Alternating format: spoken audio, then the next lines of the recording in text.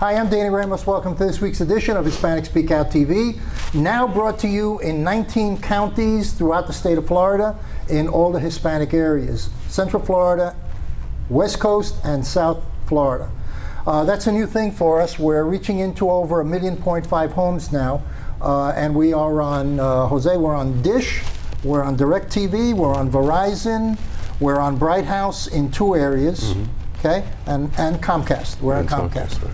So we're making some great inroads on providing information for the Hispanic community throughout the state of Florida, particularly for our EDU show, our education show, which just aired before this show did.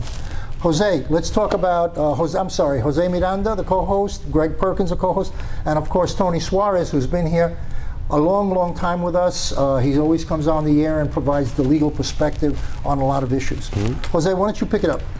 Well, we're going to talk about a little bit about what happened in Baltimore. Of course, just to refresh real quick, there was an incident where police officers engaged an individuals hurt, and subsequently riots ensued. People were burning down villages and things of that nature. And the district attorney of the location decided to charge the 6 police officers involved. 2 were on bicycles, and the rest were in cars and walking. Okay, so that's where we're bringing you up to speed on that. The charges, though, there's 2 things I want to say. One is you have a situation where it's going to get really bad. You got the National Guard on the scene. You got a lot of police presence. Something is about to happen. Does the district attorney, in their purview of influence, can they come up with charges to deflate these kind of things? Well, they're not supposed to come up with charges just to deflate or to impress anybody. Right. They're supposed to do justice. Right. And the district attorney is a quasi-judicial officer. His job is to prosecute, but also to enforce the law, both sides. Right. So when you have a situation such as this, getting to a decision quickly is important. Rushing is not good. Right. But some of the criticisms that have been directed to the district attorney of Baltimore, I think is unjustified, because the prosecutors make decisions like this every single day. Quickly is that? And very quickly. The next day, people are being charged. Well, we have 6 police officers here. Okay, 4 are charged with manslaughter, murder, assault, misconduct of office, and something I've never heard of, a 2nd-degree depraved heart murder, which to me sounds like you deliberately went out and stabbed the heart or something. Well, you know, I didn't see that in the replays, somebody hitting this guy's heart. So you're being an attorney. Do you just do magic stuff and come up with charges? What? Well, every single year the legislature meets, and every single year they make up something new. The depraved heart murder is be a crime in Baltimore that would be equivalent to Florida. So depraved indifference murder. For that, I can get the Republicans for that. Well, I mean, depraved indifference. Believe me, when it comes to our bills, when I was in the state legislature, I was the only legislator that voted against these bills. Everybody, including all my Democratic colleagues, were voting for tough on crime bills. There's no constituency in Tallahassee for that. All right. So tell me how. Basically, the rumor is, or the feeling, the consensus is that she reached judgment rather fast to squash something. What do you think? She reached it fast. As this distinguished gentleman said, that happens every day. And remember, somebody was killed, a perfectly normal human being walking around. I'm not the next taking thing you know, he's killed. So you can indict a ham sandwich, as they say, right? That's so true. She makes these charges and let it play out in the courts. And I think that's a lot of, in a lot of cases, that's all African Americans ask, right? Or any person outside of being an African American, hey, make the charges, somebody was killed, and then let the process do its thing. And I don't see anything rush at all. She investigated, she was doing a simultaneous investigation while the police was doing investigation, which she has a right to do. The allegations is rushed is only because the police department would like for it to take time so they could let the fervor go away, and then they can try to make this not as hot for the community.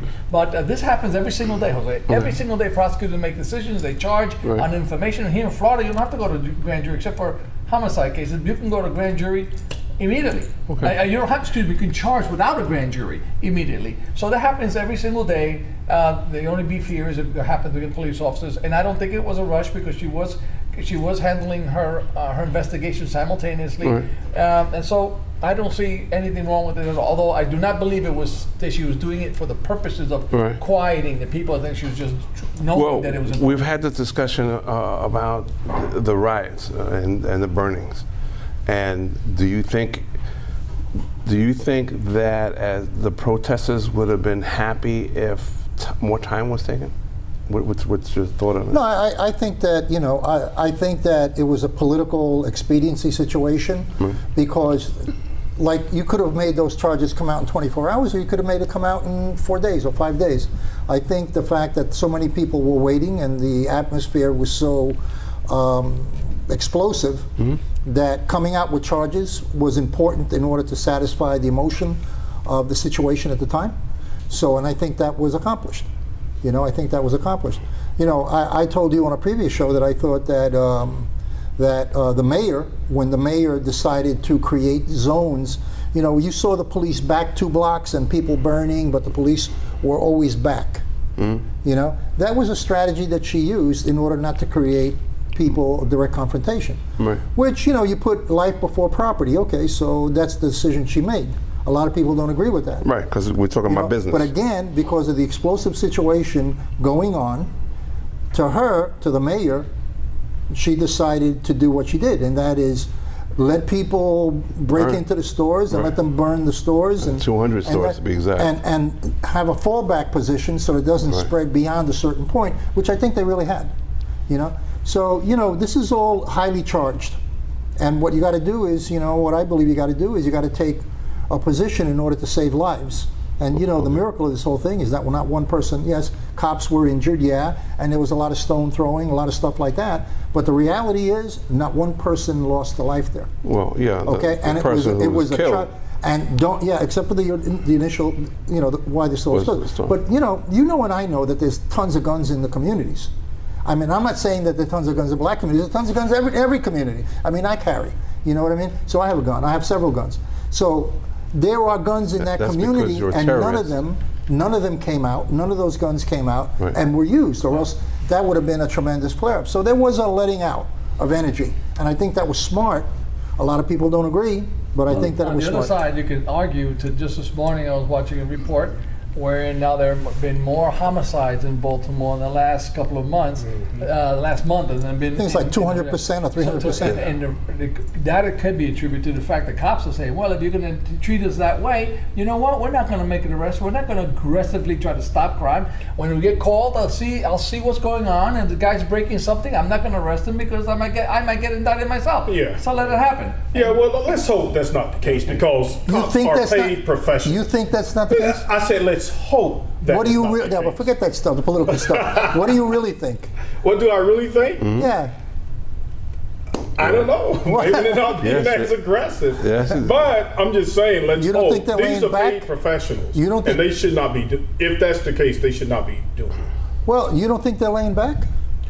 They probably are. Okay. Right? Yeah, but you don't have to be so aggressive that you kill people either, right? Yeah, So but you're going from one extreme to the No, there's a pendulum that happens between when you're laying back. When you're laying back, what you're saying is the perpetrator has enough space to do what he wants to do, and the cops doesn't have to get involved and confront him to cause another situation, which may turn out to be right. But Danny, I think the cops are laying back. I think they're laying back. The cops can get involved. They just have to stop killing people. That's all. Well, I mean, you can't arrest a guy. That's not going to. You're assuming that a police officer wakes up that morning and decides this is a good day to shoot somebody. Probably some of them do. No, they don't. I tell you this, no, they don't. I think that having been both a cop and a soldier, I could tell you that too many cops coming out of the military and think that they're Afghanistan or something or other, and that kind of aggressive action, like the case in Cleveland, the guy jumps on top of a car and shoots 47 times into a car. I mean, that made me great for Rambo, but that is not the same. The circumstances in Cleveland are slightly different. These guys go on a 20 plus mile run, As the cops close in on them, the car backfires, according to all the witnesses there, and they open fire. All right, so there's 47 times? It doesn't matter. 130 something. Oh, times. It was, I know, even it was, 130 it was something. 100. Wait a minute. Wait a minute. Wait a minute. Wait a minute. I Wait a got minute. that It was part. 115 rounds. But this guy jumped on the hood of Okay. the car and started shooting through the window. Yeah. He jumped on a car that was close by, not on that Okay. particular car. Just Okay. let's get it right. It's been exaggerated a little bit. I'm not. Listen. What I'm That's saying, right, you were a hero. adrenaline, A hero. He's a hero. adrenaline runs really quick. I don't know whether you're a soldier, Right. okay, whether you're a lawyer, Right. okay, or whatever. All right. The fact is nobody gets up in the morning and says that's what I'm going to do today. Right. They just get caught up in the moment, Right. and unfortunately, it works both ways. Something has to do with training. All right, and training should be a little bit more formalized. However, they're going to reach that consensus of proper training so that these guys don't overreact. The other thing that happens in police departments, and I'll open it up to you guys for a challenge real quick, is that once a police officer is hired, at the very next day after he's hired, he never again gets tested for his mentalness again. So he can become one flew over the cuckoo's nest the very next day, and it's okay. We need to address that in some fashion. Well, So what do you think? I think that when I was in the state legislature, I tried- Including you guys in legislature I should be tried to checked. move a bill Okay. that we would have cops should have at least a bachelor's degree, and they should get paid additional fees raises if they're in the street as opposed to a desk officer. And I think that that's what we need. You can't have a kid coming out of high school because he's been 3 years in Afghanistan, all of a sudden he's qualified to be a cop. That is not enough. And to be a education cop. is not a sure sign thing of some kind of civility in you. Well, no, that's not it. It may not be the only sign, Training but is it is training. a better sign than being a high school graduate. Training is training. If it's trained properly, that won't happen. I think he's got a great point with the high school graduate thing. Because no matter what, you mature over time. And having a guy 22 years old, walking the street and making a decision, I think He's got that's to be too a young. lawyer. He's got to know the Constitution. He's got to be a psychologist. Yeah, he's got that's to, right. He's got to come from a place in society where he's not Uncle Bob living on a farm and all of a sudden thrown in the urban. Okay, it but doesn't work that way. But Jose, we talked about the professionalism of officers. They Yes. should be more professional. I agree. Same thing with teachers, farmers, pharmacists, doctors, lawyers. Right. They all have to pass certain tests and deliver certain protocols Granted. in order to work with the public. I agree with you. Okay. I'm totally in agreement. Okay. Even him as a legislator, Well, you I agree agree with the idea about I- the bachelor's degree and additional? No, I'm saying it's not necessary. What I'm saying, proper training will come. It will reach the proper point with proper training. hasn't changed it now. This No. problem that we're seeing No, the now problem we're has seeing been now- the same since the 1950s, brother. Yes. The There hasn't- problem, it's just the that now we've got problem, cameras the everywhere. problem with the training right now is every nook and corner has a little academy going on. We shouldn't be doing that. We should be doing something else. But I also feel, like I said, the legislators should be trained properly as well. Okay, and they need beyond just the educational parts. Psychological things should be done there as well. So I think we've reached the end of our time there, brother. We've reached the end of the segment, yeah. Okay. So we're going to take a break right now, and we'll be right back. Are you proud to be Hispanic? Hispanics in Florida now have the first Hispanic car license plate in the United States. Be a proud Hispanic. Put the Hispanic plate on your car. I want to be a doctor. I want to be a scientist. I want to be an engineer. I want to be a police officer. I want to be a professional dancer. By getting the Hispanic plate for your car, You will support scholarships and community programs. Call now or visit HispanicAchievers.org. Hi, I'm Danny Ramos, and welcome back to Hispanic Speak Out TV, brought to you in this area every Tuesday night, 9:30 p.m. on Bright House Cable Channel 49. This is Greg Perkins and Jose Miranda. You're familiar with them both. They're always on the show here talking about issues that have to do with the minority community. All right, we just had Tony Suarez talking about some of the legal issues that have to do with what's going on with racial tension in the United States. And I was talking a little while ago to you when we were in the car, when we went out for lunch. And why does it seem that racial tensions seem to be flare up in certain places, okay, and not in others? Because we've had circumstances in other cities that point to this kind of situation, but they don't flare up there. Is that part of an organizational concept that, Sharpton goes in and, he creates movement and gets people behind it? Why does it happen in certain areas and not in others? I think it comes from the top. Interestingly enough, the police department in New Jersey in I think it was Newark. Okay, used to be a high crime rate, lots of police brutality. They bring in a cop. He goes back to community policing. You get out there, you know the people. Right. And I was telling Danny, I said, in Orlando, you don't feel those racial tensions. Because they may be there. So could it be that Orlando's more welcoming of that? No, they actually have the program that you spoke about. Okay. They require, and some municipalities here, they require that the officers spend X amount of time going into the community, going to the PTA meetings, going to the school boards, and getting themselves involved with the kids and the community. Right. So that tends to cut down the tension, because now I know a cop. But it has a lot to, don't you think it also, and I'm just thinking off the top of my head, that it has to do with integrated communities too? Because I live in a very integrated community here in Central Florida. Right. Okay?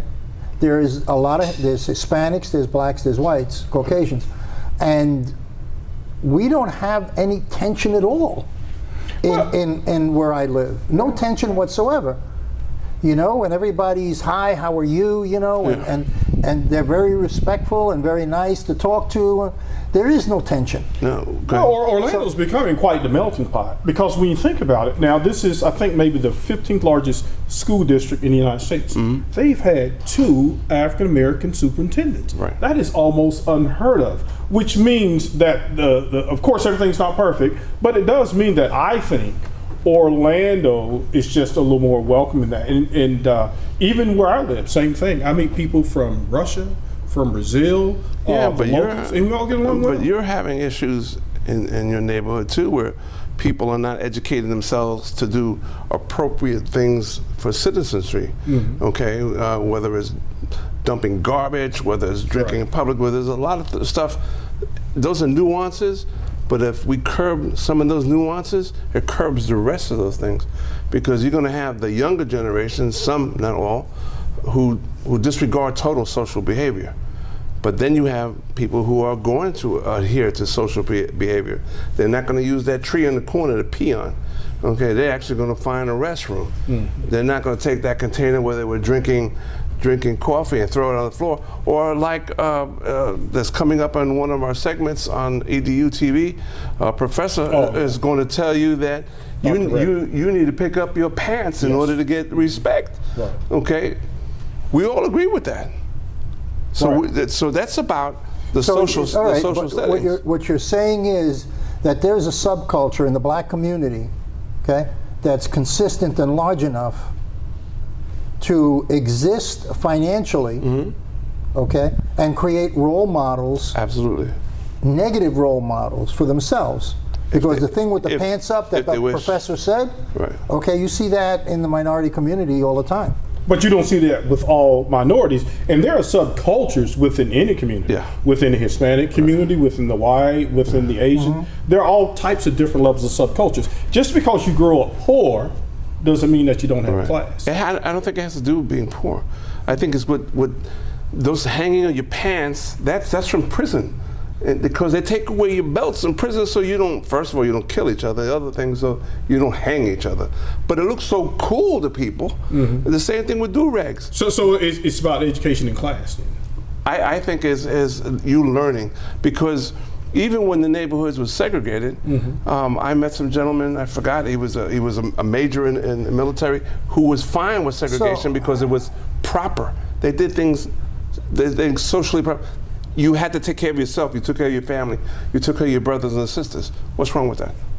So, and that's in any, whether that's segregation, or just taking care of your brothers. I'm just talking to your brothers. I'm not talking about segregation itself, but he happened to live in that segregationist aspect. So you do EDU. What role is the school system playing in keeping the pants up?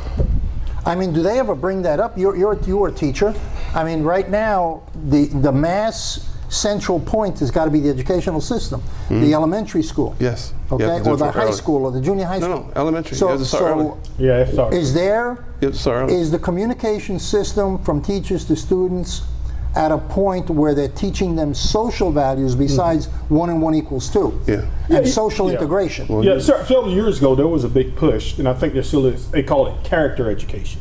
Okay. So they do go over some of these things and discuss some of these things. And it's all about the leader at the school, too, creating a culture that will not allow that thing to exist. You said leader, so a lot the of times principal? Huh? The leader is the principal? At that school, at your particular school. Right. That's what you meant by leader, right? That's what That's what I meant. But yeah, because you're the leader, you're in control. And so if you're going to allow your kids to walk around at that school with their pants down, what message are you sending to parents and other people?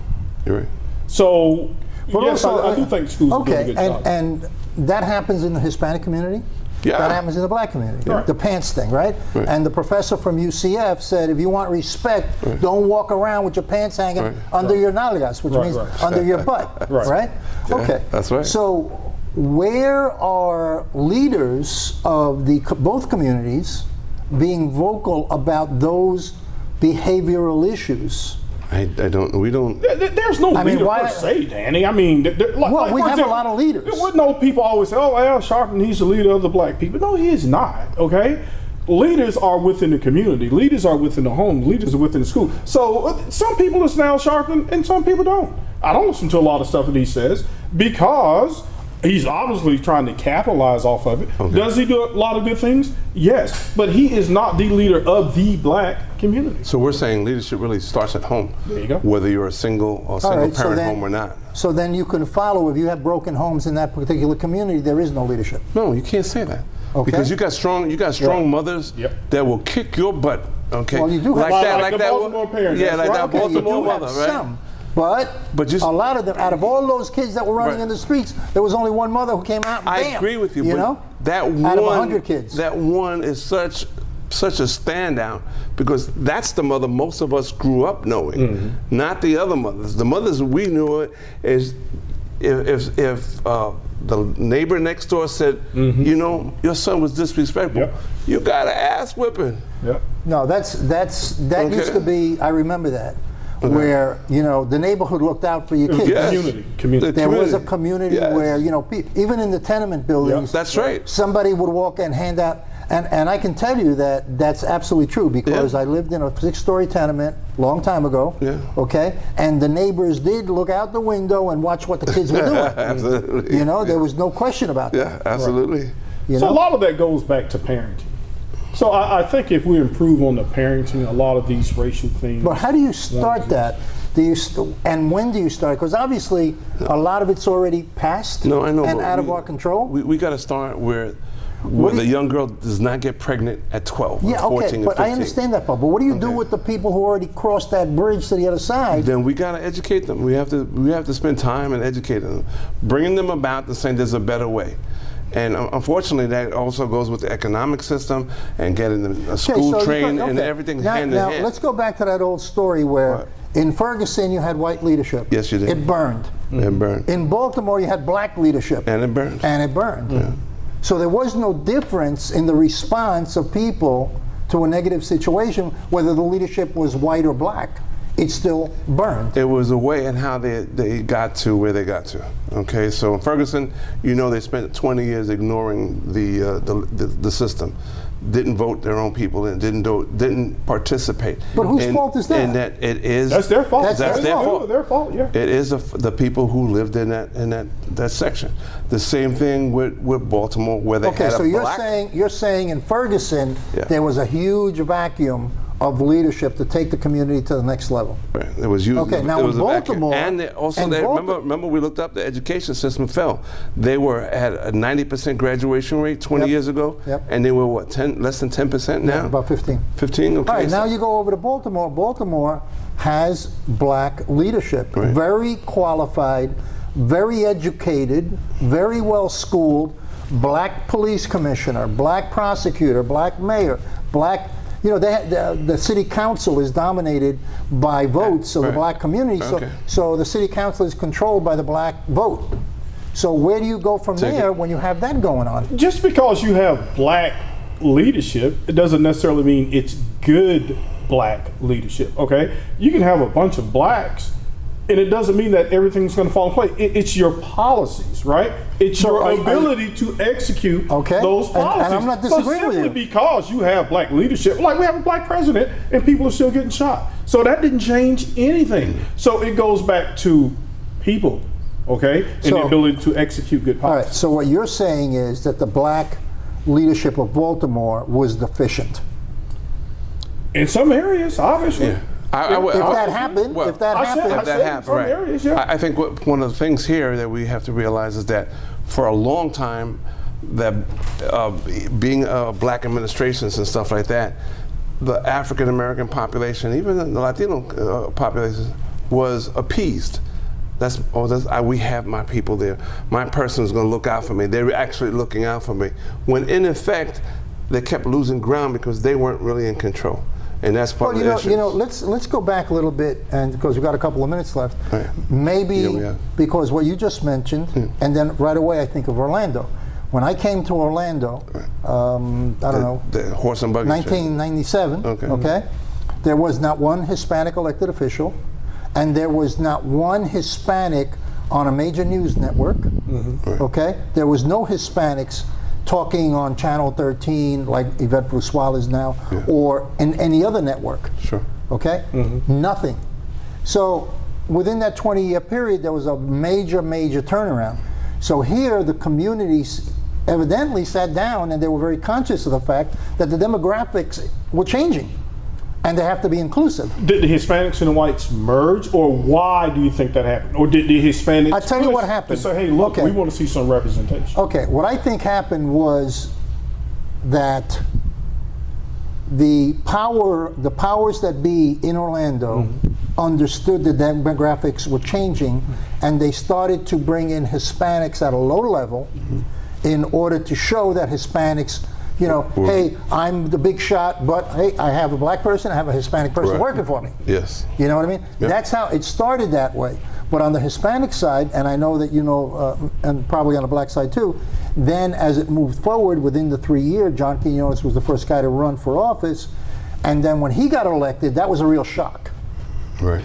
That was a real shock. Now we have a whole, in the Hispanic Oh, community, you had Hispanic governor we have a whole bunch of people. in Florida, yeah. Yeah, we got a whole bunch of people here in Central Florida that are elected Hispanic officials, Democrat and Republican. Yeah, but our So- populace so- changed, our numbers changed. I mean, there were more Hispanics being born I in think Florida. that the social change that occurred, Yeah, the people in power realized they had that to deal. they had to flex. Yes. Yeah, but some people And- in power, they never get to that point. Well- Republicans are struggling with that now.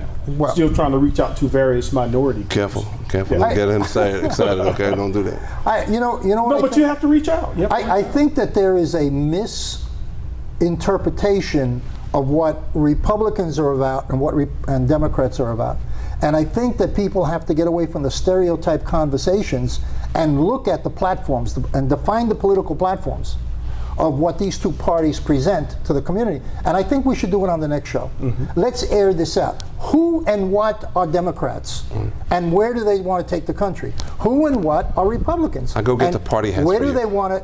Well, we're going to get party hats for all of us. No, for you. I want to get that pointy thing going It's on. okay. for We'll you. get a bunch of pointy things. Okay. So what we'll do is let's do that for the next show, Sure, because sounds great. I think that if we approach this subject from a very strategic, intellectual point of view with no emotion attached to it, I think that we can air some information that can be of good consequence. Listen, we run out of time. We'll see you next week. And what we're going to do is we're going to really do a conversation of what Republicans stand for, what Democrats stand for, and what have they done in order to set that platform forward as an agenda for the United States government. We'll see you next week.